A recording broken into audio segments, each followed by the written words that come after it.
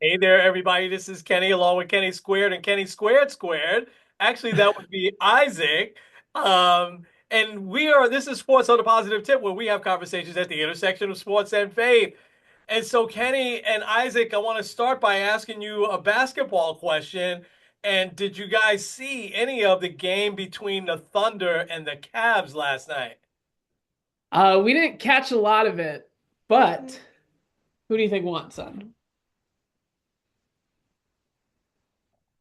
The Cavs won. Cavs, yeah, the Cavs are good, man. I got to see some of that because I was watching the Knicks. But the Cavs are, yeah, there you go. All right, he's got his Cavs jersey going. They're good. It just goes to show you coaching, right? Because you got a different coach there now, and we thought the coach there before was really good. And I totally called it wrong on the Cavs. I didn't think that they would improve because they didn't really make any player moves in the offseason. Um, so Kenny Squared, let me ask you about your thoughts on Justin Verlander going to the San Francisco Giants. I had texted it to you before. It's definitely going to be like wait, Justin Verlander actually played with the San Francisco Giants. Yeah, Kind of like, didn't Randy Johnson play with the Giants? yeah, yes, he did. I think he got his 300th win with the Giants, though. If I, Okay, that's what I thought. yeah, I think that's 300. But Verlander, it is a kind of a low risk. I would have brought him in probably at like a $1 million, and then it had with incentives and stuff. Giants paid him more than that, but it is kind of a low risk thing.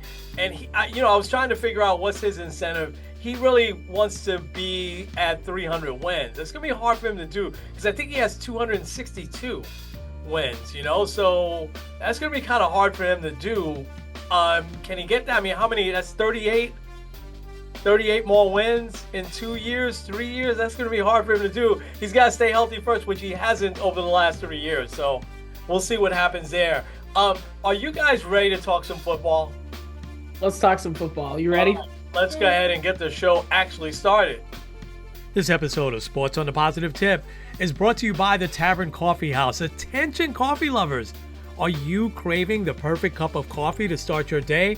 Well, look no further than the Tavern Coffee House. It's located at 12302 Buckeye Road in Cleveland, Ohio. You can also check them out and order your coffee at thetaverncoffee.com. Hey there, everybody. This is Kenny Kenny squared. and Isaac. hey, Isaac. Welcome to the show, man. How you doing, buddy? Yeah, little doing good. All right, awesome. Well, now you're a big football guy. I'm loving how much you know about football. So, are you ready to talk some football? Mm-hmm. All right. Well, we're gonna get to the playoffs in a second. I want to ask you this first. Um, what happened to the Browns this year? I mean, why were they not a good team? Because they didn't have a good enough quarterback. Yeah, man, you're exactly right. They didn't have a good enough quarterback. And so do you think they'll be good next year? Yeah. Okay. Okay. Now, your dad's favorite team. Who's your dad's favorite team, you know? Mm-mm. Oh, that would be the New York Giants. And ask your dad what kind of year the Giants had. Okay, the Giants had. They had a bad year too, right? We Mm-hmm. kept wanting them to do what? Lose their new quarterback. So Yeah, they need a new quarterback. Win. Coach, Yeah, coach didn't win. the coach didn't win either. Giants won. yeah. The Colts didn't win. Oh, the We were Colts. very mad about that result. Well, why were you mad that the Colts? Oh, because the Colts and the Giants. I got you on that game. Okay. Um, so Isaac, so the Browns need a new quarterback, do you think, huh? Yeah, something like Ravens. They're totally good. Okay. They made it to the playoffs. Okay. Okay, I got you. Now, have you been to a Browns game yet? Nope. Okay, so you got to tell your dad that he's got to take you to a game next year, yes?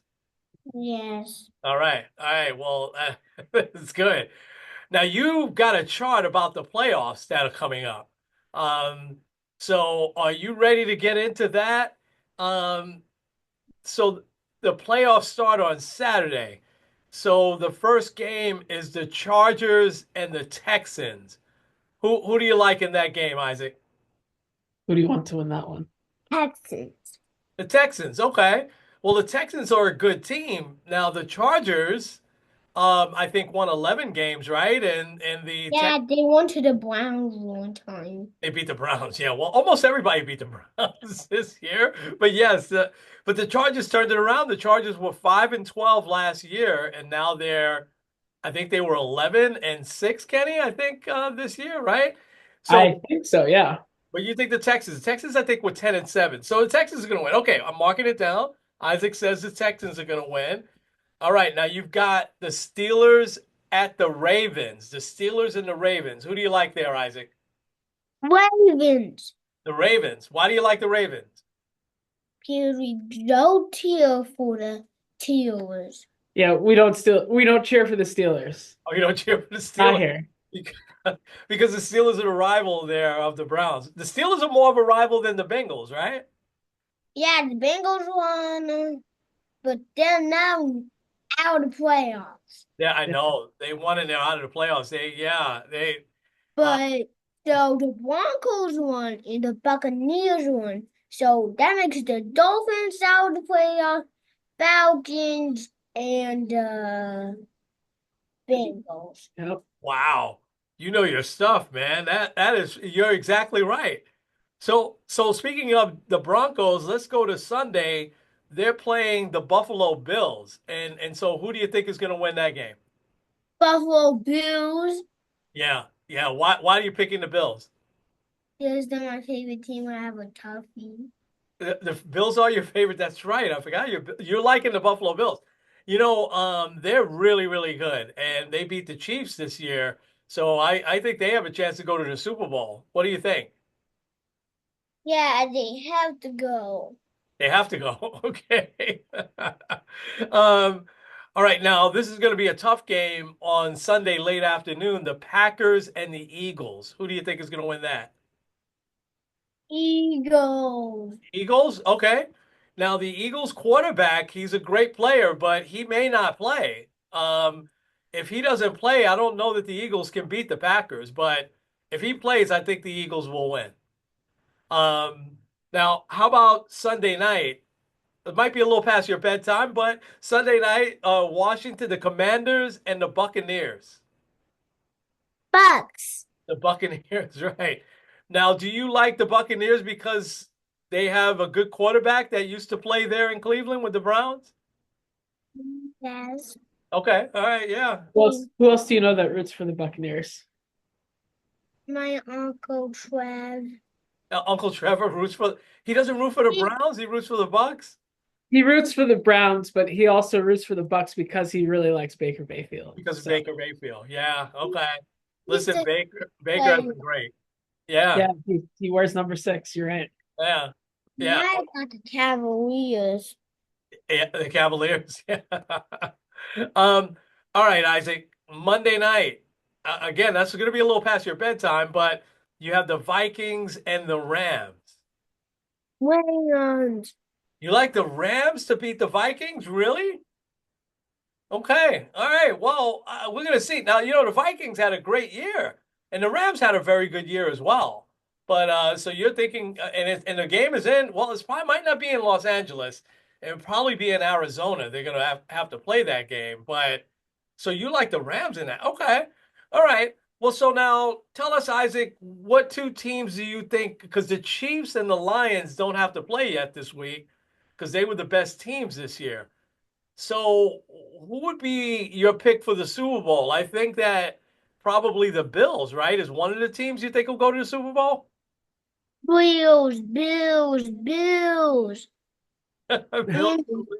Okay. Who do you think they're going to Who's play? the other one? Remember, I remember who you said, but I want to say, remember, we have to pick one from this side. Eagles. Yeah, that's who Oh, you the said. Bills and the Eagles. That would be a really good game. Now they play in the regular season, Isaac, and I think the Bills crushed the Eagles, right? If I remember right, Pops. I think so. Yeah. Yeah. Yeah, yeah. But that would be a great Super Bowl.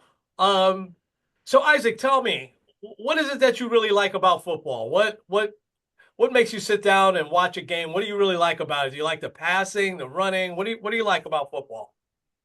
Running. Yeah. Okay. And now, do you play a little bit of football? Mm-hmm. And what position do you play?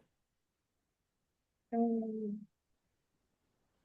Probably more quarterback, right? Or running or wide receiver. Wide receiver? So can you catch the football really good?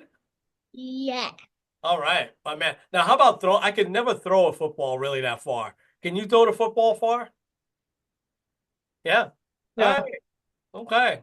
Well, this is really good. So we've got a Philadelphia Buffalo Super Bowl according to Isaac. Now, do you think that Buffalo will beat the Chiefs again? I guess you do, huh? Yeah. Buffalo beat Chiefs. Okay, they beat the Chiefs. Do- So, now, do you know Patrick Mahomes, right? I mean, you've seen him on a lot of commercials and stuff. The quarterback for the Chiefs. So you think the Bills will still beat them, even though they have Patrick Mahomes, huh? Yeah. Who do the Bills have as their quarterback? Do you remember? Josh. Josh Allen. Josh Allen, he's really good.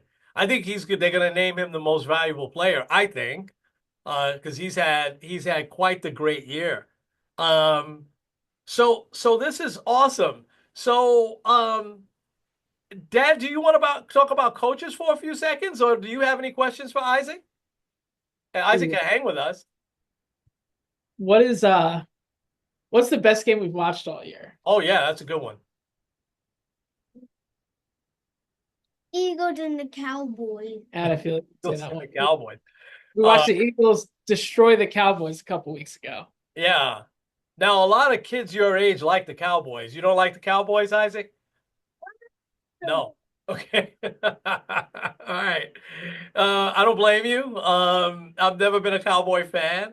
Um, so Dad, I want to ask you about the coaches.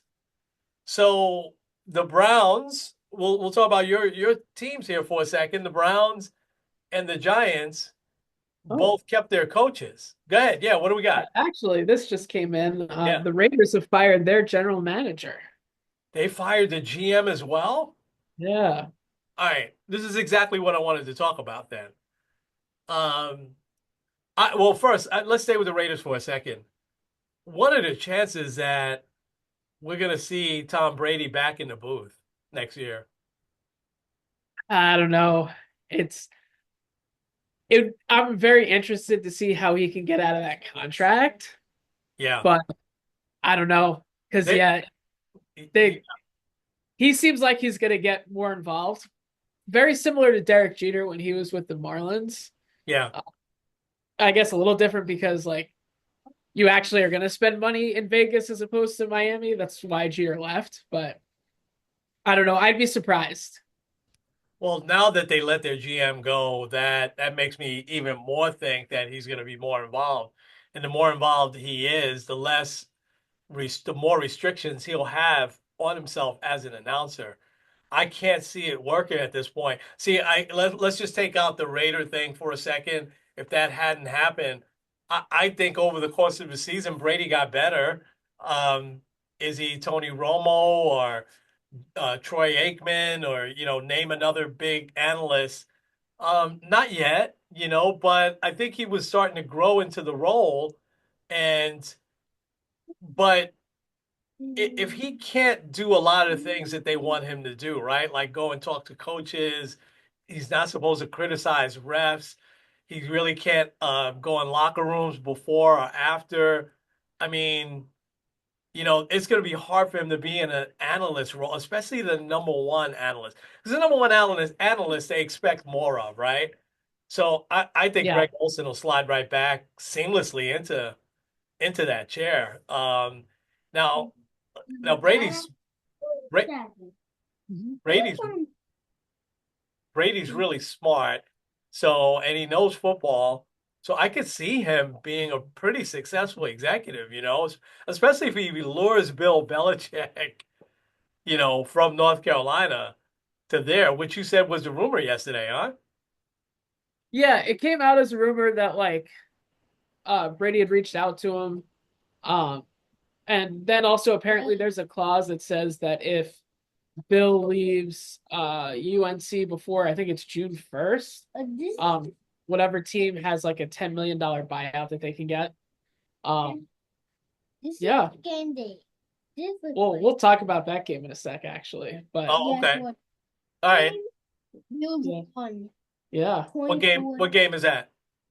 He's talking about the Patriots win. We can talk Oh, about that. okay.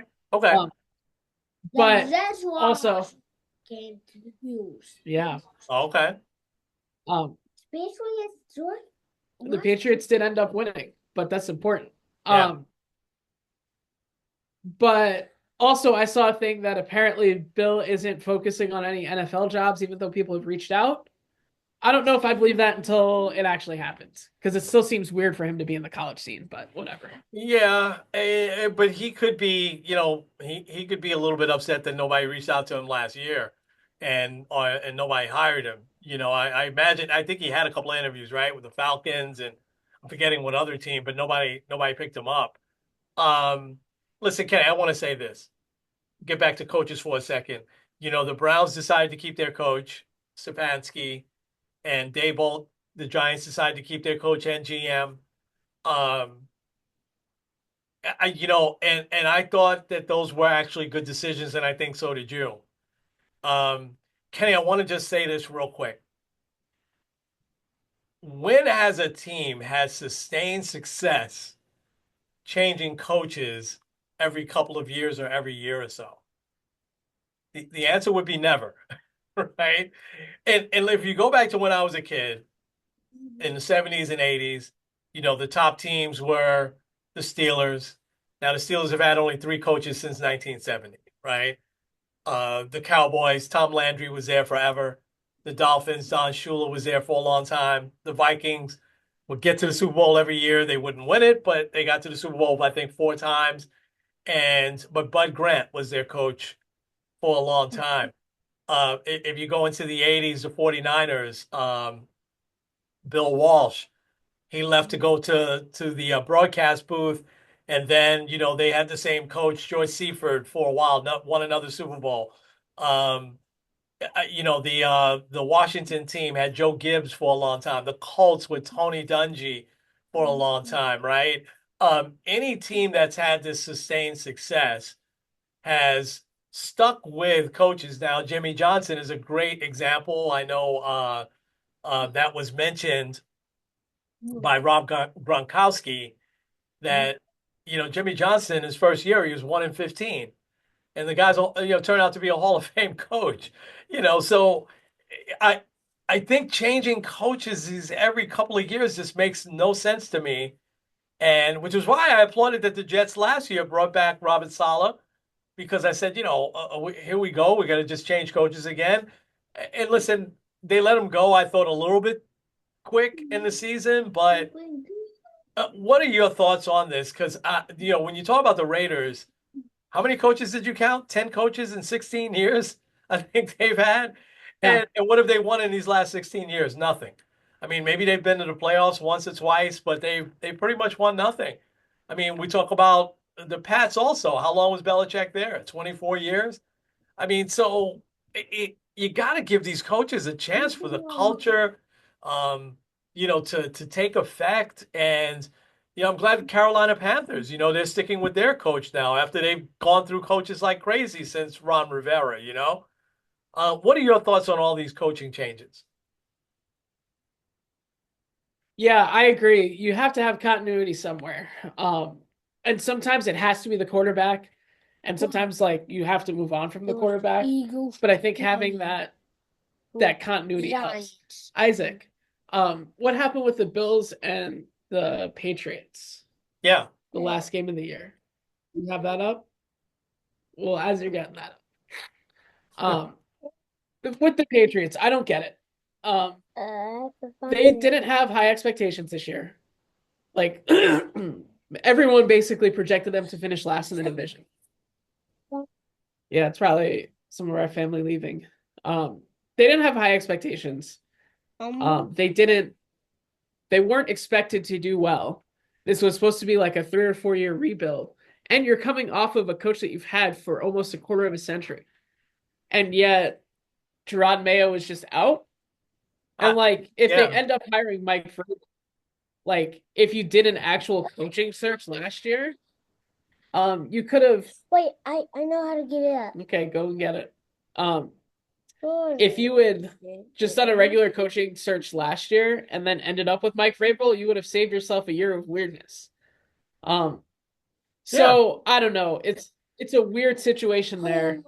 Um, Also with the Raiders, Antonio Pierce being fired, whenever they hire someone new, whether they get Mike Vrabel, whether they hire some rando guy, um, they're going to be paying four different head coaches at the same time, I mean, and I mean, that's it's insane. ludicrous. It's insane. The Chicago Bears, since Lovie Smith, who was there for a little while and had some success, I mean, they've gone Uh, through like 4 or 5 coaches in probably the last 6, 7 years, you know? You're getting back to the Raiders one last time. Antonio Pierce was 5-4 last year. And yeah, did they have a good record this year? Of course they didn't. But where's your players? You know, who's your quarterback there?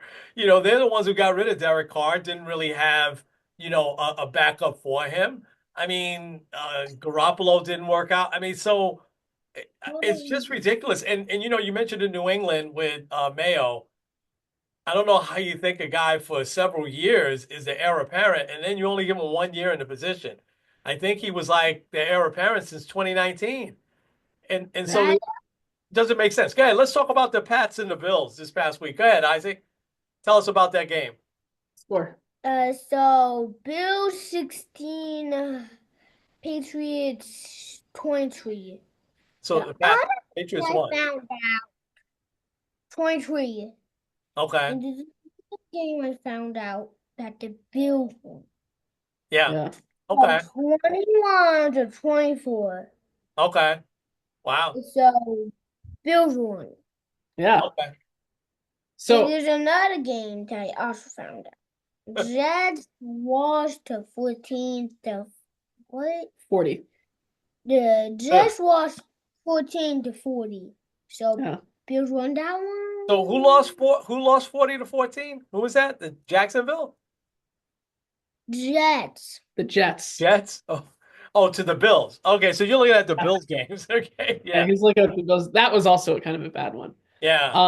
Do you have What? anything else you want to say before you head back up? I think Mom said she might have a treat for you. I do. What else you got?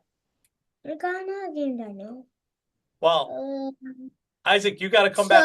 So, Oh, go ahead, buddy. Yeah, go ahead. It's 41. so Cowboys lost to 7 to 41. There's Yeah. another game I like. That was the game that we watched. That was probably the game we watched the most of. Against the Eagles. Okay. Yeah. Yeah. Yeah. This one. We also lost this game. Oh yeah, we did Panthers, watch that one.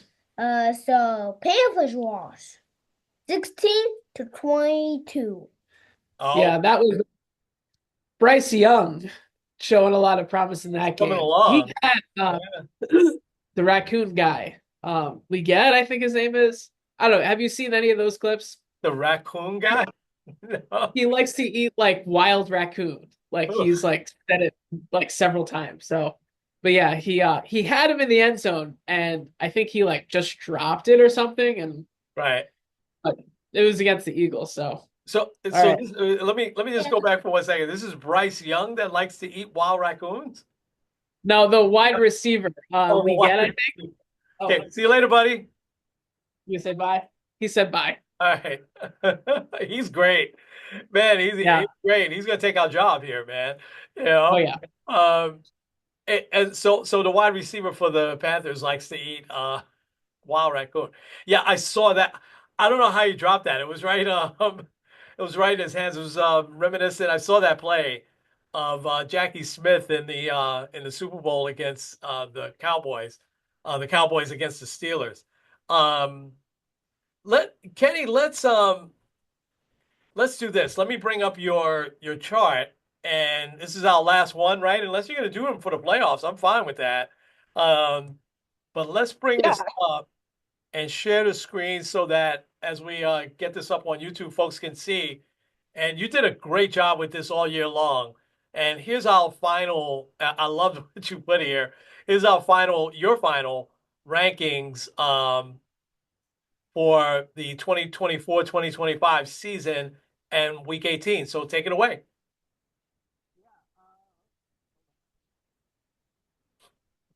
All right. Yeah. So here's what I kind of did. Um, I have all of the playoff teams in a separate, like there's an imaginary line between those that made the playoffs and those that didn't.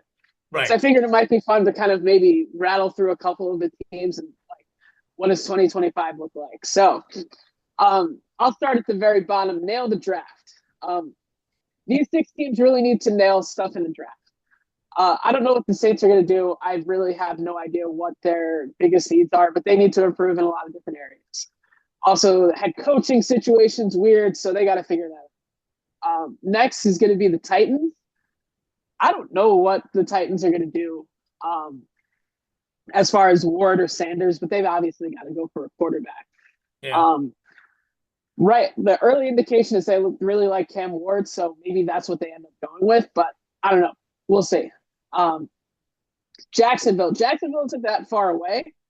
Obviously, they got to figure out coach. Um, but then you have a good quarterback. I think you're in the spot. You just get the best guy available. The Yeah. Browns is going to be very interesting. If I'm the Browns, I draft whichever quarterback Tennessee doesn't draft. So if they draft Cam Ward, I'm getting Sanders, or vice versa. So you are Um, drafting a quarterback if you're the Browns. if I'm the Browns, yeah. Um, Okay. even if you still start with Deshaun Watson, uh, you're, either way, you're stuck with Deshaun for at least a couple more years, unless you can get some poor soul to trade for.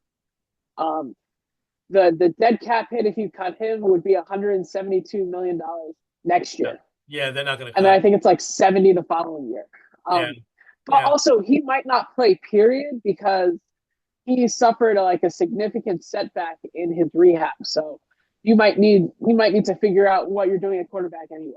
Okay. Gotcha. Um, and, and then the Giants. I have kind of shifted from this now. At the number 3 spot, I think the Giants should draft whoever is left out of Travis Hunter, Cam Ward, and Shadur Sanders. I'm assuming that it might be Travis Hunter, and I'm fine with that. Hmm. Uh, if you have him as well as Neighbors offensively, and then he also plays the defense, Yeah. you have enough weapons, and then you go and get one of these veteran quarterbacks that'll be available. Yeah. Yeah. If Sam Darnold becomes available and it's at the right price, I would consider that. Uh, if well, Kirk Cousins is probably going to be the guy. Oh, yeah. I would Yeah. He'll be I would available. go after Kirk Cousins. Yeah. I don't know what the Steelers will do with Russell Wilson because I believe he's got like a I don't know his contract situation fully, but like a guy like Russ. Um, that's assuming that the quarterback position is already taken. So that's kind Yeah. of where I'm leaning, especially because of where they fell. And then you got Carolina. Uh, Bryce Young, I think, has kind of saved his job in this last month. And I would say he should be the quarterback moving forward, but they need a couple more pieces around him. So nail Yeah. the draft. Next year, what are we doing? And I say this kind of like in two ways. And the first three are kind of like, what's the plan? For the Falcons, what are you doing with Kirk Cousins? Obviously, I would say try to trade him, but they may end up just cutting him because of the salary thing. Um, but they got to figure that out. The Cardinals, what are they doing? Another guy that the Giants can look at out at is Kyler Murray. There's talks about maybe moving on from him. Um, and then the Colts, you got to figure out what the deal is with Anthony Richardson. Um, they're too far down in the draft to make it worth it to draft another quarterback. Yeah. But you got to figure out if you like him. You got to figure out if he's an NFL caliber quarterback. Um, the Jets, what are we doing with Aaron Rodgers? Um, Yeah. to me, I think they've gotten to the point where they feel like they can keep him. And I feel a little nervous for Jets fans about that. I think it would be better to just say, hey, it's been a weird, crazy couple years, but let's move on. But I don't think they're going to do that. Um, but whoever's coming in, if you're bringing in Rex Ryan, uh, that would be very interesting. Yeah. I told my friends I feel like Rex Ryan is giving like the Trump vibes of like not the very typical guy that would come in there, but maybe the right fit at the right time. Yeah. Maybe the guy that like I don't know. Rex Ryan kind of I don't know. He just gives me Donald Trump vibes, but I I maybe think that's maybe I that's what the Jets need. yeah, I that's a good analogy. I think he can coach. I think though he would make a great if the Jets brought him in as defensive coordinator. I think that defense would be formidable. I've been listening to. I just wanted to spend a second on the Jets. I've been listening to, believe it or not, the Mike Francesa podcast of late, and it's very good actually. And he really he brought forth some statistics of comparing the Jets. I think four teams finished 5-12, and I think Carolina was the worst 5-12 because they were I think 1,800 points below or something like that, right? Or maybe that's a little. It was over 1,000. Um, Points below, and the Jets were 71 points above, their opponents, even at 5-12. And he went through all of these games that the Jets could have won, right? That they were in it the last minute, the Denver game, the Texans game. There was several where they were right there, but poor clock management, poor coaching. Um, so I'm leaning towards what he's saying. I was leaning towards it before I heard him, but I'm leaning towards a little bit more. I think run it back with Aaron Rodgers because he definitely. I mean, he had 28 touchdowns and 11 interceptions. That's not too bad, right? That's better than a lot of quarterbacks. He also had a lot of drops, which wasn't his fault. Um, and his offensive line wasn't as great. It got better as the year went on. So I mean, I think he could still play, and I think that just have him come back as the player, not the player coach.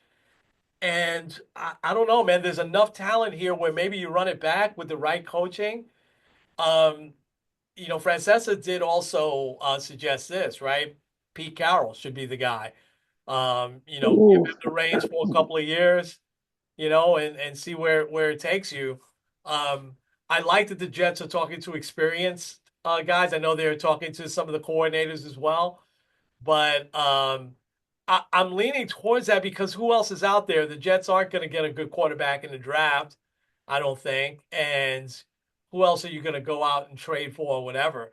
Now you probably got to convince him to still stay for another year. Who knows what he wants to do? But based on the documentary, he really wanted to come to New York. Maybe he's soured on New York now because he knows how, New York, the media could be a lot more intense than Green Bay, of course. So it's going to be really, really interesting to see what happens. But I lean towards that. You need to really nail this coaching decision down, and I'm fine with it. I mean, Pete Carroll's probably the youngest 73-year-old guy you'll ever meet, right? I mean, he is 73, which is hard to believe, but he's got a lot of. He's been off for a year. So I don't know, and he might have something to prove because he was only I was when the Jets were changing coaches a lot too.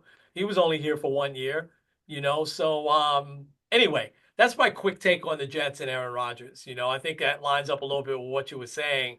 Um, so I don't know, but go ahead. You got the Patriots and Raiders also here. Yeah. Both of them are more like, what are we doing here? I Yeah, mean, we talked a little bit about the coaching situation there. yeah, Um, I mean, the Raiders paying four head coaches at the same time is ridiculous. yeah, Um, but they kind of have to figure out their quarterback, reset the clock, and kind of regroup. Um, but also, kind of with both of them, this bad year, yes, it happened, and yes, it yeah, it stinks that it happened. But maybe part of it happened because you just didn't make the right head coaching yeah, decision before. yeah, I think whoever they hire, they've got to keep with them. Um, Also, real quick on the Jets, I think the Jets need to. The Jets don't need a rookie head coach. Yeah, Um, like Ben Johnson's probably going to be a great head coach someday, right. somewhere, but they need a guy that can, for lack of a better term, bully Aaron Rodgers, Yeah, because you don't want a guy that can kind of that Aaron Rodgers can control and manipulate, because I think that'll cause a lot of issues. So, right. um, last year, so we can get to the teams that are still playing football. One smart move. I think if these teams make one good move, they can be back in the playoffs. Um, the Seahawks really, their one big move isn't really that big, or their smart move isn't really that much. They were 10-7 most years. You'd still get in the playoffs. So, Yeah, but you yeah. make the playoffs. They're not that far away. The Dolphins and Tyreek Hill is going to be such an interesting conversation. He, it seemed like he was ready to get traded. And it also, because there's been times where he would like posts about the Chiefs and whatnot. It seems like he's probably missing the Chiefs. It's the first time in his career that he's missed the playoffs. So he's probably feeling a little bit like, man, I got a lot of money, but it's really annoying to not play in January. So Yeah. that's, I think, a situation to monitor. Um, and then you got the Bengals. The Bengals really get anybody on defense. Um, Somebody, anybody. Um, Yeah. Joe Burrow with an 11-5 record probably wins MVP this I year. tell you, Ken, also with the Bengals, you've gotta. The Bengals have been notoriously cheap over the years, but I do admire that they're also one of those teams that keep their coaches a long time. Marvin Lewis was there, I think, 14 years, and Zach Taylor they've stayed with, as well. Um, but they really need to go into the coffers, figure it out, and sign both those receivers. If they lose either one of those guys, Higgins or Chase, I mean, and especially Chase, since him and Burrow, they're like twin brothers or something, man. They're just I haven't. It's been a long time since I've seen receiver and quarterback. I would say in the modern era, probably, Adams and Rogers was sort of like that. But I mean, these guys, and I don't want to say Jerry Rice, Joe Montana, Jerry Rice, Steve Young, but these guys have that type of chemistry, but you need to keep both these guys. T. Higgins is, I think, just as good as Jamar Chase. He's a phenomenal player. So you're right. You're dead on with the Bengals. Yeah, they gotta keep that core. Next, also the Bears. The Bears' smart move is whoever they get as head coach. Yep, Um, absolutely. I think Ben Johnson probably makes the most sense there. Yeah, They need an offensive mind to help Caleb Williams out, and really like they need to get off the coaching carousel yep, where you have like Caleb Williams can't be on his fourth head coach as he's heading into his fifth year. It's not going to work. yeah. The Cowboys, I don't know, make any move. Because like they said that they were really like all in last year, and then they didn't do anything. You got to do something this offseason. Yeah, Um, I think this is an example that if you don't do anything, it's almost as bad as losing players, because if you're not improving your team, you're already falling behind.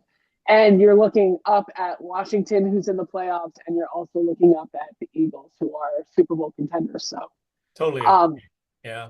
so yeah, and then the 49ers, their biggest question, their one smart move is what do you do at quarterback? Um, I would not extend Brock Purdy, but I also wouldn't get rid of him yet. I'd give him another year and then kind of see what you get. Also, if you, with the right move, you might be able to get a lot more. Hmm. Uh, like if you're looking at, I don't know, like an Arizona type of team, Hmm. Saints, like in that kind of draft area, you might be able to get something for him. So I don't Yeah, know. Because also Kyle Shanahan really, really wanted Kirk Cousins back before he went to Minnesota. So I wouldn't be surprised if he tries to bring him home there. All right. So that's all the teams that are out. Let's talk about the teams that are still in. yeah. It's a good The rundown. bottom, most money. You got both the Broncos and the Commanders there. Both of these teams have had a great year. Um, both have rookie quarterbacks, which usually don't win playoff games, don't usually make the playoffs. You play with house money. If Washington can beat the Bucks, like it would be wow. Jaden Daniels is awesome. But if they Yeah. lose, people aren't going to be slamming them. Same with the Broncos. Bo Nix has had an excellent year. Um, Sean Payton showing his coaching prowess again. Ah, But yeah. if you lose to Buffalo, people aren't going to shame them. So there's that. The next tier is would it be a shame if we lost? Uh, you have the Chargers there. They should win, especially when you look at Justin Herbert, who's going to be in his 5th year and still hasn't won a playoff game. You have the right head coach. This is a game that they should win. I know Isaac picked the Texans, so I'm not going to go fully against the Texans, but also like if they lose, it's not going to be the end of the world. It's not going to be like heads will roll. If the Eagles lose, heads might roll. Assuming that Jalen Hurts is playing and healthy. Same with the Steelers. If they lose, like we were at the beginning of the year, we were talking like, is Mike Tomlin going to be on the hot seat? No, he's not. He's going to be fine. Yeah. Now, if they get blown out by the Ravens, it'll be like the 4th straight playoff game if they get blown out. It'll look weird, but they'll be fine. Yeah. Yeah. Same with the Bucks. The Bucks have had a great season. Baker Mayfield continues to show why he was a number 1 overall pick. But if they lose, people aren't going to go crazy. No. It'll be a disappointment, but I don't think it would be a shame. Yeah. Unless like they give a flat performance. So the next tier, tough road but doable. These 3 teams, we wouldn't be that surprised if they made the conference title game or the Super Bowl. But it is a tough road ahead. The Texans, more than likely, if they win, they're facing the Chiefs. Good luck. But also, there's the 2nd-year quarterback boost that typically we see in somebody every year. Yeah. But it's doable. The Packers, obviously, they're going to be on the road, so it's just a tough road to say you got to win 3 road playoff games in order to pull the dub. And also, they'd be heading to Detroit if they win. They would be definitely heading to Detroit, I should say. And then obviously the Vikings. The Vikings, by losing Sunday night, have made their road to the playoffs a lot harder. Yeah. I've never but seen that. I don't know. I've never seen that before. That a team that won 14 games now has got to go and play all their games on the road. It's just that one game, so much road on it. And Donald really didn't look good, for the first time really all year. But you go 14-3 and you got to go on the road. That's harsh, man. Yeah, and it does say they are the first ever 14-win wild card team. That's amazing. So it is crazy. The Lions. Also, speaking of the road, there is a very small chance of this happening. It probably won't happen. But what if you have the Chargers, who would have to face probably Denver, and the Rams both hosting the conference championship games. Oh. They share a stadium. That would be very interesting, but I don't think that'll happen. Need at least a win. Yeah, that's just crazy. And apparently the NFL's never really thought about that with the Giants and the Jets. Yeah, because they never both been good at the same time. But no, that's a story for another day. Yeah. So the need at least a win. These 3 teams need a win in order to kind of feel good about their season. You can't go one and done in the playoffs if you're the Eagles, if you're the Ravens, or if you're the Rams. Yeah. The Eagles especially, like they had their weird stuff last year. There was the weird infighting during their winning streak this year. If they lose to the Packers, it's just going to feel really weird. It's going to be the question, is Nick Sirianni the guy?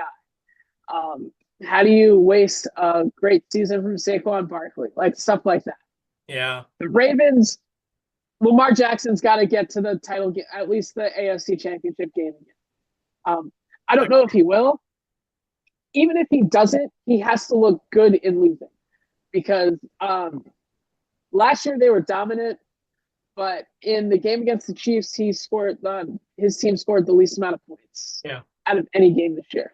Your Hmm. dud games can't keep coming in the playoffs. And then you got the Rams, Matt Stafford. You don't want to be like the one hit wonder and just have that one Super Bowl run. You need at least something. Um, Ken, I'm and then the top tier, the boring Super Bowl tiers. What were you I'm say? I'm fascinated at that Monday night game with the Vikings and the Rams because you made such a great point just now about the Rams and but the Vikings have such a great year. And I mean, I think that they're a better team than the Rams.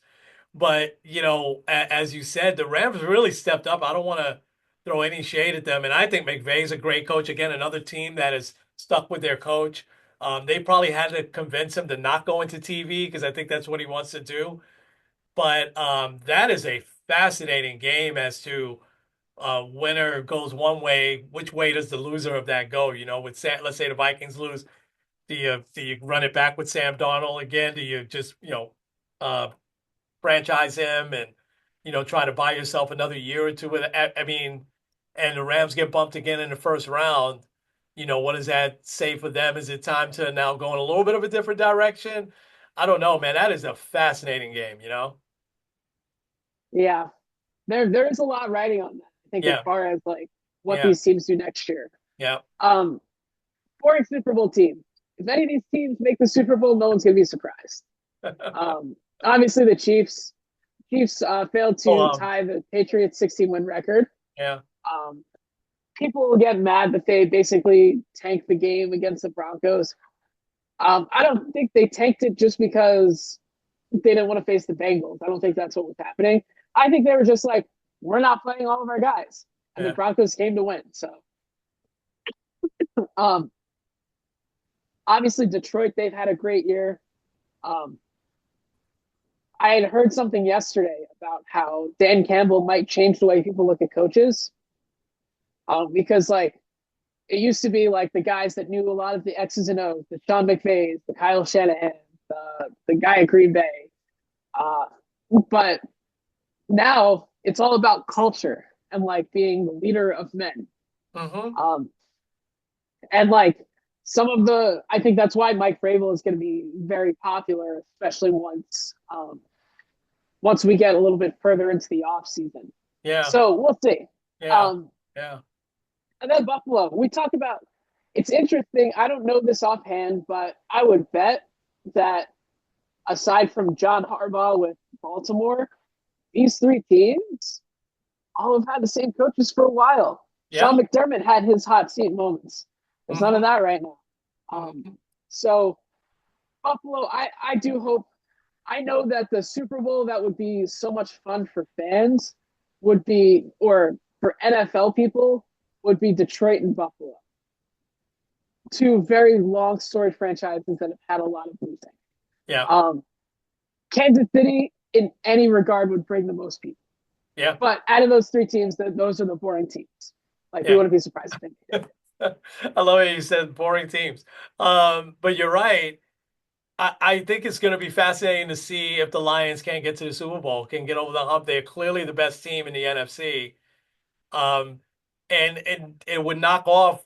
There would only be what, two or three more teams that's never been to a Super Bowl? Browns, Texans, Jaguars.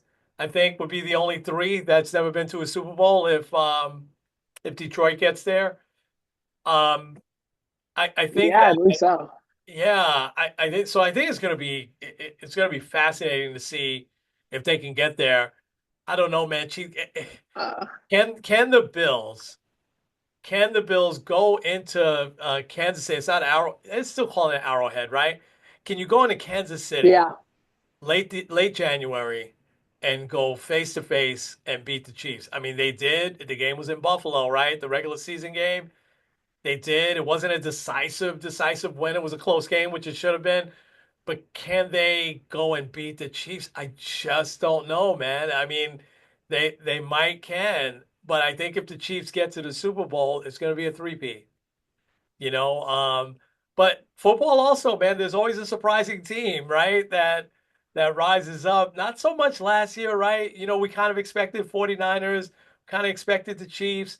I don't know, man. This year, can the Ravens, finally get over that hump? You mentioned the Eagles and what's riding there. Then you got these sleeper teams like the Packers and the Chargers that have played so well. Can Baker Mayfield, who just plays these perfect games almost, and then you got the Vikings also, who just was so good all year long. They've got two of the best receivers in football too. It's going to be fascinating, man. This is going to be quite the run.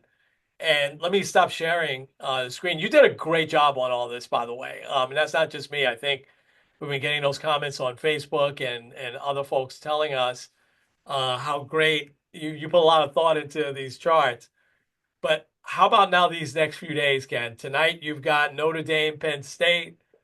Friday night you've got Ohio State, Texas. You got the two games on Saturday, the three games on Sunday, and then you got Rams, Vikings, which to me is the most fascinating game of the weekend, Monday night. This should be fun.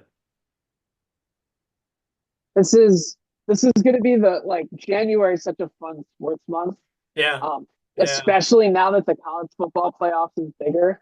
yeah, yeah, yeah. Absolutely, absolutely. I'm liking Notre Dame and Ohio State in the final. What do you think? Yeah, I think I might agree with you there. Yeah, Um, yeah. Ohio State. I was talking with a guy at the coffee shop today, and he was saying probably the best thing that happened for Ohio State is losing to Michigan They, because it gave them the motivation to they're actually angry. play well. Yeah, they are angry. And definitely. Um, and listen, so this is gonna be fun. We don't know if we're gonna meet next week. We'll see. If we're gonna be on air next week, we'll see. But I think watching the football games will keep your mind a little bit at ease. With the pending events there, that's to come. So let's while we got a few more minutes talk a little baseball. And these same free agents that we named last week are still free agents. So I want to get your take, and then you sent me the Hall of Fame list, and I wanted to go through that really quickly.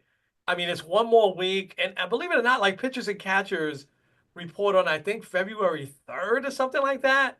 Whatever that Monday is it February 1st? Maybe that Saturday even. I mean. The Yankees are the 11th. Oh, the 11th. Okay. All right. So it's like a month and change, month and a few days for most teams, right? Pitchers and catchers reporting. And you still got some big free agents that have not signed. And this has happened now the last couple of years. And you would have thought a lesson from last year with the poor starts. None of these guys got off to good starts that, um, signed later.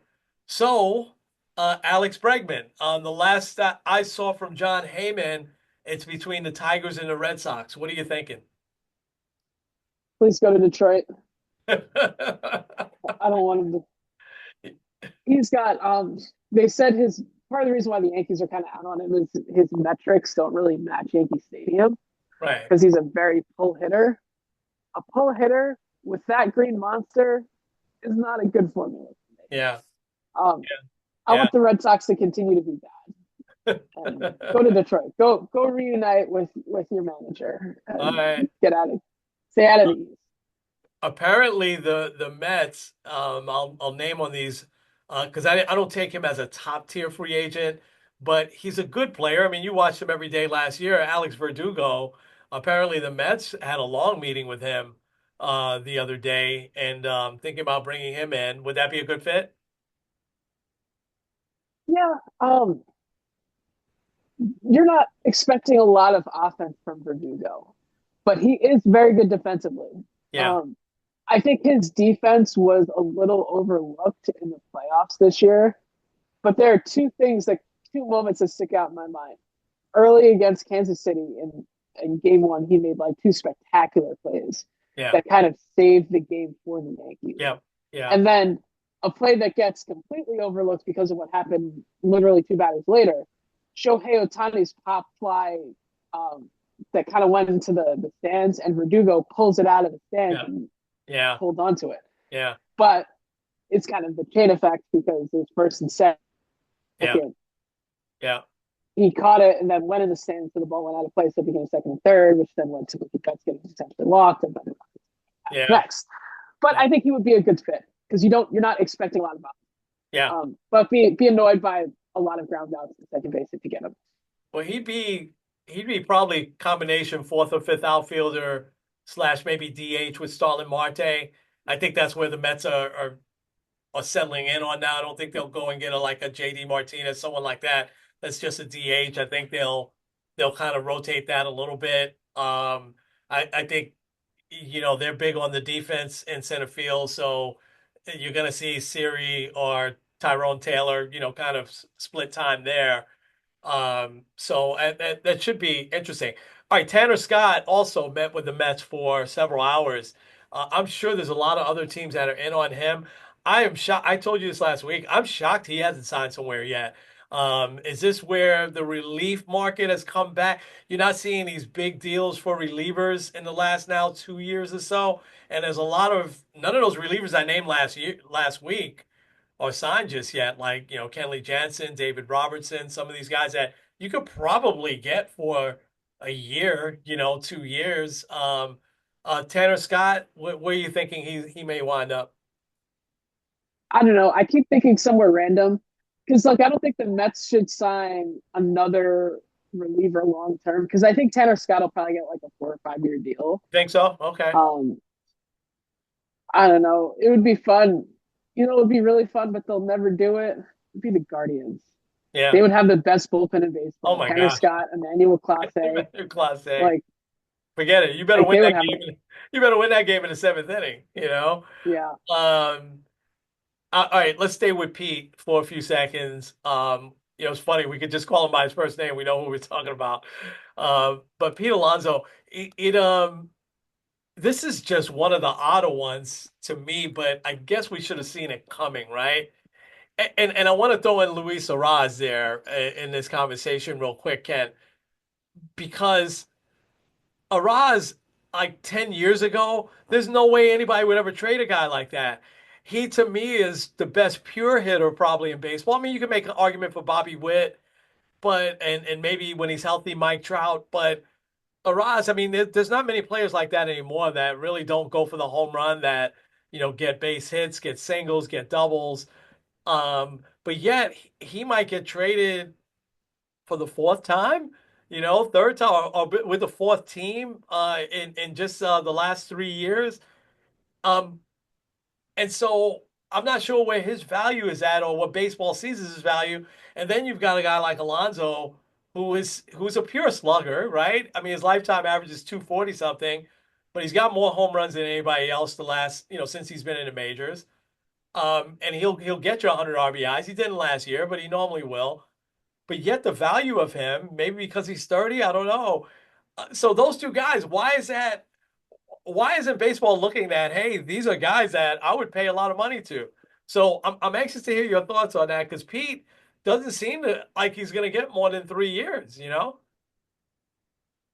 Yeah, Pete is kind of interesting because like I feel like if this was 5 years ago with no DH, it's a little bit different because like Hmm. you think of like any National League team, they wouldn't want to get him for long because it's like, well, we don't really have a spot for him once the bat or once the legs kind of go and the defense goes. Um, I think maybe people are overvaluing the like having all of your guys be like 5 tool players. Because like both of these guys are definitely 1 tool players, and they do that 1 tool excellent. Like Yeah. Luis Ariz is not good at defense. He's not really a great runner, but the guy can make contact and he can get on base. Yeah. Um, and I think the Yankees are just worried about because he's like a better average hitting labor, and that could work, and it worked last year. But I don't think that. I think that's why the Yankees are kind of out on him ish, according to Yeah. people. Um, but with Pete, he's like, I mean, I think it's the last 5 years he's hit more home runs than anybody else in Major League Baseball, Right. something like that. Like he's a great power hitter, and like obviously the Yankees aren't going for him because they already have their first baseman. But I don't like. I think it also what I don't understand is there really isn't anybody else aside from the Mets that need a first baseman. Uh, This is true Mets, now too. you Yeah, you yeah, guys have already had a lot of relationship there. Um, I don't know. He's gonna also have to have a big year because also like he had one of the bigger moments of the postseason yeah. before the World Series. Oh Like yeah, yeah, yeah. he Absolutely. saved the Mets season with that home run He really against the did. Yankees now closer. He really did. And I'll lump another guy that's to me a very, very similar player, and that's Santander, who hit 40 home runs last year. And he's been consistent through his career, right? Now, but he's a little bit like Pete. He doesn't hit for a high average. I mean, why hasn't he signed yet? That's also another one that I don't fully get. Yeah, Um, because he's coming off of easily his best season, and yeah, it just seems like nobody wants him.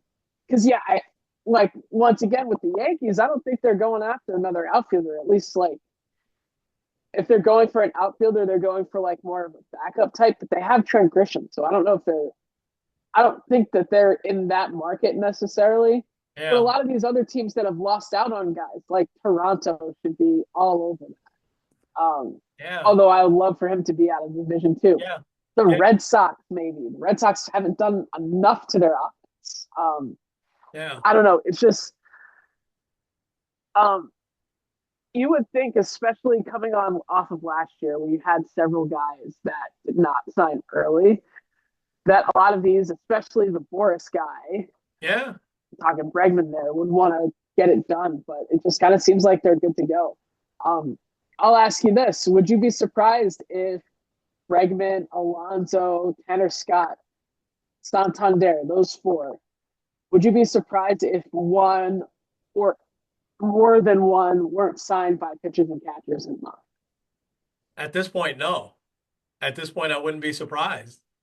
You know, I don't know what I don't know what they're and because they've kept it under wraps, which is probably good, right? I don't know what those guys are looking for, what the gap is, right? And I was telling somebody this the other day, and you and I were talking about this. It seems like in this offseason, there hasn't been that one dumb owner that has just went crazy, and spent on a mediocre player, a lot of money. So it's almost like they're holding back a little bit on guys that they think are a little bit one dimensional. And maybe Bregman is starting to fall into that category a little bit as well. But Bregman, I always thought was above average defensively, and I think Pete, watching him every day, he doesn't hurt you at first base, and Santander is okay. He's not going to kill you in the outfield or at first base. Um, but I just think that there's something really missing in it, and maybe it's Boris. I don't know if Boris is a Santander guy. I'm not sure, but um, there's something missing in what they think their value is and what teams think their value is. And the fact that Pete Alonso, an all-star, 4-time all-star, hasn't signed anywhere yet, especially back with the Mets who will spend. The Mets haven't been shy about spending. Um, it tells you something that there's something really, really off. And maybe the Mets have in mind, let's give Pete 3 years, but like 30, 35 million a year or something like that. And Pete's like, I want 6 or 7. And that's not a small gap, right? That's a pretty big gap. It's not three, but I want 4. Okay, we can give you 3 with an option, right? And so something's holding Bregman back from signing too. I just don't know what it is. And it seems like really nobody does. Even the insiders like John Heyman, he seems to be, a little bit surprised that these guys haven't signed, yet as well. But no, answer to your question, no, I wouldn't be surprised. Now, how about Roki and Jack Flaherty? We don't know about Roki. We would think that he's going to be a good pitcher. He's only 25 years old, and he's not going to cost much at first. So now I would have thought that teams would have been all over him, and maybe teams are, but he just hasn't made a decision. Um, Jack Flaherty is somebody. I mean, he's a solid, at least number 3 starter, I would think. I don't think he's going to cost you a ton of money. So what's the deal you think with both of those guys not signing yet? rookie is weird because there's like a window. I want to say till like the 15th or 16th. I'd have to look it up, that he but has to sign, he's right? got, yeah. Okay. I'm more and more optimistic that he might actually sign with the Yankees. I say Hmm. that hesitantly. Okay. I've read somewhere that one of his favorite players growing up was Masahiro Tanaka. Um, so that could add a little bit of extra. Yeah. I don't know. Um, I just hope with Sasaki he doesn't go with the Dodgers. Honestly, I don't care wherever he goes, so long as it's not the Dodgers, because they don't need another. They don't need another Japanese superstar. Yeah. They don't Yeah. need another superstar. Period. Yeah. Period. Yeah. Um, who's the other one again? Jack Flaherty. Oh, Jack Flaherty. I feel like he's one of those 1 year deal type of guys. Yeah. Uh, he might he might wait until spring training and like one of these teams loses a pitcher to Tommy John because it's inevitable because it's Yeah. baseball and he'll hop into the fold there. Shouldn't he get more than 1 year? It just seems like he's an above average pitcher. Would you agree? Starter, and I think he had the injuries one time with the Cardinals, but he's been pretty healthy the last several years now. I would think that he can't get a 2 or 3 year deal. You don't think? I think he could, but Yeah, I yeah. don't think he will. I, it's strange that there's not a team. I mean, how many teams need pitching? It's strange that there's not a team that would go out and sign him for 2, 3 years, or at least 2 years and an option, right? I would think because now maybe that's the gap with him because he's like, why would I take another 1 year deal here? I should, I don't know. You pulled up his stats there? Uh, yeah, I have it up here, Yeah, or I'll have it up here, I should say. yeah, yeah. And then we'll It's go Hall of yeah. Fame real quick, but yeah, Let's see. Well, I think one of his biggest things is um, people are probably a little hesitant with the injury history. right. Okay, so last year, I'll just give you his full season. Yeah, Where are you? 28 games started, so pretty good. right. 13 and 7, 3.17 ERA. I mean, that's pretty 194 good. strikeouts. Yeah. These ERA days, that's plus of really good. 127. Yeah. Yeah. These days, that's really good. Uh, And what was his year let's see. before? Combined with both St. Louis and Baltimore, started 27 games, played in 29, 8-9, 4.99 Okay, so that year ERA. wasn't good, but he bounced ERA back plus last of year. 87. Yeah. So he bounced back last year. I don't know, man. He's a guy I would say. I mean, I don't think that he's a fit for the Mets at this point. But he's definitely a guy that I'm surprised that he's still out there. You sent me the Hall of Fame, the early voting, and it looks like right now we've got four guys that would probably get in, right? And that would be Ichiro, and Ichiro right now he should be 100%, right? Who wouldn't vote for Ichiro for the Hall of Fame? But you've got Ichiro, CC, Billy Wagner. Looks like that he'll get in on his last go around here, and Carlos Beltran, who I think moved up a lot from last year. And you get right on the cusp there is Andrew Jones. Any surprises or any thoughts you had? I thought that there was a big bump for Beltran too. Yeah, Um, I think the biggest question, I think Ichiro, is he going to be unanimous or not? Because I mean, Ichiro is easy for a ballot Hall of Famer. oh yeah, But there always is that one rando that's like, yeah, never mind. yeah, CC, and some people also they take it to the extreme of they played in the steroid era, so then they can't vote for them because they were in the steroid era. That's also yeah, ludicrous. Um, CC, I think, is pretty shoe in as a Hall of Famer, especially if those numbers kind of stick. Um, because also the what I sent you, there's this guy does it every year where he tracks all of the known Hall of Fame submissions because you can do it anonymous or not. So out of them, it's about 30% of these are known. So as we get closer, we might get a few more. yeah, Um, but CP will probably get in. I mean, he won a Cy Young. He's one of three left-handed pitchers to strike out over 3,000 guys. Um, big part of the Yankees in '09 He's a World Hall of Series. Famer. Yeah, I mean, he was a Um, big time playoff pitcher as well. He'll get in. I watched the video of his last pitch and how he literally separated his shoulder and still tried to pitch through it. The guys also, I believe, that I think in the 2010s, I just saw it. I want to say yeah, in the 20 or since 2000. Um, he has pitched. He has thrown the most pitches of any pitcher in baseball. Yeah, he Um, was a workhorse, man. He took the ball all the time. You know, yeah, but he was effective and he was big in those big games in the World Series and then times he pitched in the playoffs. He was good. Um, Billy Wagner, I always loved Billy Wagner. I mean, he had some really good years with the Mets. I mean, he blew a couple of tough games in that 2007 season and in 2008 as well. But I can't take away from his stats. He was at times he could just be lights out. He'd go stretches, 15, 18 games where you couldn't touch him. And listen, Beltran, we've always liked. But Andrew Jones, do you think he'll get over the hump? I don't know if we'll get over the hump this year, but I think he will. You think, yeah. Okay. When you're talking best center fielder in like late '90s, early 2000s, Oh yeah. most people would probably say Jim Edmonds, but also Andrew Jones has to be up there. I know. Like not just defensively, but also with Yeah. his bat. He had some big Um, years. Yeah. he's got to be on there. Yeah, he had some big years. Um the I think the last comment I'll make, and then we can go to inspiration real quick, is the A-Rod and Manny continue to hang around on the ballot.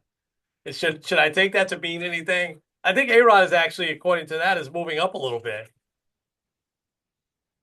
Yeah, I don't. I'd be surprised if either of those guys get in. Um, Oh no, mainly because yeah, like they, it's different from like the Clemens Bond Sosa, where we know they did it, but also it wasn't necessarily illegal. Um, like A Rod tested positive twice. Manny tested positive twice. yeah, So Manny almost got himself banned. yeah, Uh, yeah. Has Manny he's ever another one. admitted? I don't know if Manny's ever admitted it, but I don't think Manny's ever really Nah, denied it either. And Sammy Sosa, that was good of him to kind of come clean a little bit. He stopped short of it. Uh, a guy because I think it was his birthday yesterday. There was some highlights about Jason Giambi, and I've forgotten what a great slugger he was, man. He had some big years, but he'll never get a sniff, unfortunately. But I was surprised to see their names even still on there. All right, lots to talk about if we are here next week.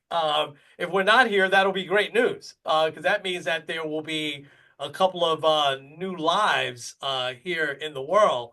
And so, but we'll take that one day at a time. So, you ready for some inspiration? let's do it. All right. Mine is Demario Davis. I've talked about him before. I think you've talked about him before. Saints linebacker. He is 12 seasons in now. I think he's 35 years old now. And so we might be coming close to the road. And he had an interview with Fox Sports Radio where they asked him, why is he still playing? And here's what he had to say. It says, it's because God is not done with what he's doing with me in the game yet. I'll play as long as he tells me to keep going because it's him that's extending my platform because he knows what I'm going to do with it. He knows every time I get in a seat like this one, I'm going to give glory to my Lord and Savior, Jesus Christ. He continues to be, I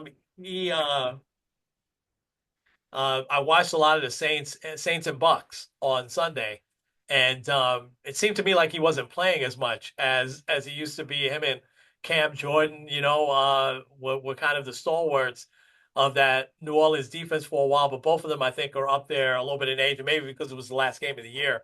But he's an inspiration, and when it's time for him to hang them up, I'm sure. I'm sure it's going to be when God tells him. So, Demario Davis, inspiration this week. There you go. That's a good one. Yeah. Um, it's always important to follow God's timing, right? Yeah. Uh, I'm kind of going back to a story because there's a big follow up. I don't know if you saw with Ricky Pearsall. He had recently done an interview, Uh-huh. kind of asking about his experience as a rookie, and obviously one of the big things they focus on is the incident where he got shot in the chest. And so I don't know if he's a Christian, but my guess is he is. But listen to this quote because what did they exactly ask him? Um, I don't remember what they exactly asked him, but this is what he said. I don't know how he grew up talking about the kid that shot him. So I can't judge him as a man just based off of one action that he made, as violent of a crime as it was. God forbid him do that to someone else. I don't want to ever have that happen again. But for me, just being able to forgive him, I have to be able to forgive him to have that weight off my chest. Hmm. At some point, I do want to talk to the kid. If I can create an impact on him in any way, I think that would be really good, and I'd be open to doing that for sure. So Wow. he has fully openly said, I forgive this guy for shooting me in the chest. Yeah. And almost ruining, not only killing me, but like ruining any chance at a career in football. And he says not only does he forgive him, but he wants to meet him. So It's amazing. Yeah. definitely something to keep an eye out for in the future. And I Yeah. mean, good for him. That's Like the amazing. season he's had. Yeah, yeah. It's too bad he's not eligible for because he's a rookie. He's not eligible for comeback player of the year. But for him to come back from what happened right there before the first game of the season, right? It was a couple of weeks before. I mean, it's just an amazing, amazing story. And the fact that he has publicly stated he's forgiven him and he'd like to connect with him, I think that's amazing. So, yeah, great one, man. Awesome, awesome.